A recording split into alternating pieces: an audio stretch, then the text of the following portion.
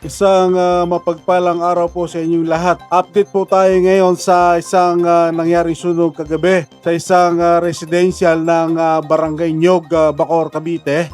Sa may likuran lang ng Sogo Hotel. April 22, Miyerkules ng madaling araw nagsimula ang sunog na kung saan itinaas sa second alarma. Idineklarang fire out ang nasabing sunog ng BFP of Bacoor at mga volunteer dakong alas 2:45 na madaling araw. Kung di ako nagkakamali, magmula pumasok ang year 2026, pang-apat na sunog na naitala sa bayan ng Bacoor, Cavite. Nagsimula sa may Barangay Banalo, Barangay Digman at sa may Sapote, Bacoor ang naturong mga sunog at panghuli ngayon dito sa may Barangay Nyog, Bacoor, Cavite. Nananawagan din tayo sa ating mga kababayan na may mabuting puso.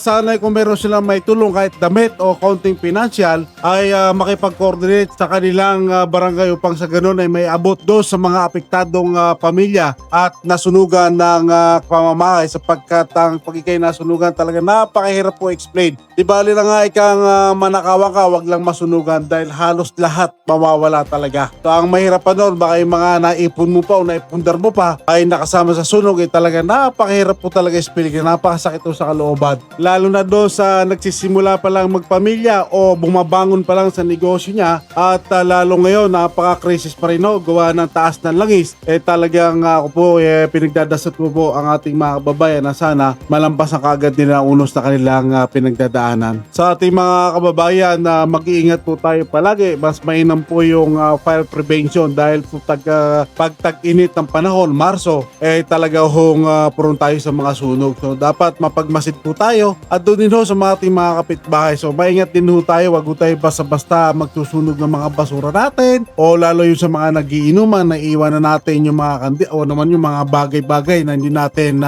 alam ay po pwedeng source ng sunog. So dapat to maingat po tayo dahil mabigat to, madadamay natin yung ating mga kapitbahay na walang kinalaman. So dapat po ang lahat ay maingat sa lahat ng bagay, lalo-lalo ngayon na fire prevention ng March at summer. So talagang prone ho talaga sa sunog ang tuwing summer season. Laging alerto po tayo at maging responsible neighborhood nang sa ganon maiwasan yung mga ganon. Kung sakali naman talaga aksidente, wala tayong dahil napakahirap po talaga magkaroon ng sunog talaga. Talagang back to zero ka ulit. So napakahirap po explain sa totoo lang.